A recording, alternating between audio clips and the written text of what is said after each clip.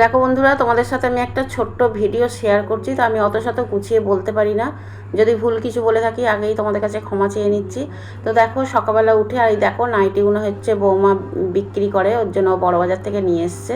তো দেখো ঘর দুয়ারগুলো আমি গুছিয়ে নিয়েছি, নিয়ে স্নান করে নিয়েছি, নিয়ে দেখো পুজো দিয়ে নিয়েছি, কারণ একটু বেরোবার আছে, ওর জন্য একটু আগেই সকাল সকাল স্নান করে পুজো টুজোগুলো দিয়ে নিয়েছি। দিয়ে একটুখানি কফি খাবো, কারণ বৌমাকে কফি বানাতে বলেই আমি পুজো করতে বসেছি।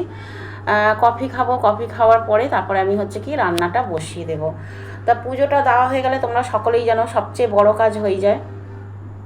আর বিকেলবেলা একটু বেরাবো, আমার কিছু ফল কেনার আছে, ওই জন্য একটু বেরোবো।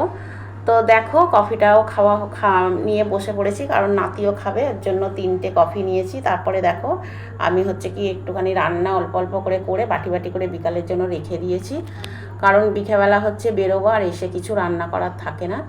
দেখো অল্প অল্প করে রান্না করে নিয়েছি।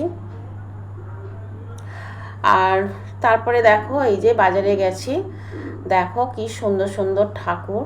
দেখো ঠাকুর যদিও আমি কিনিনি, আমার ঘরে ছোট্ট একটা গণেশ আছে, আমি ওটাই পুজো করব।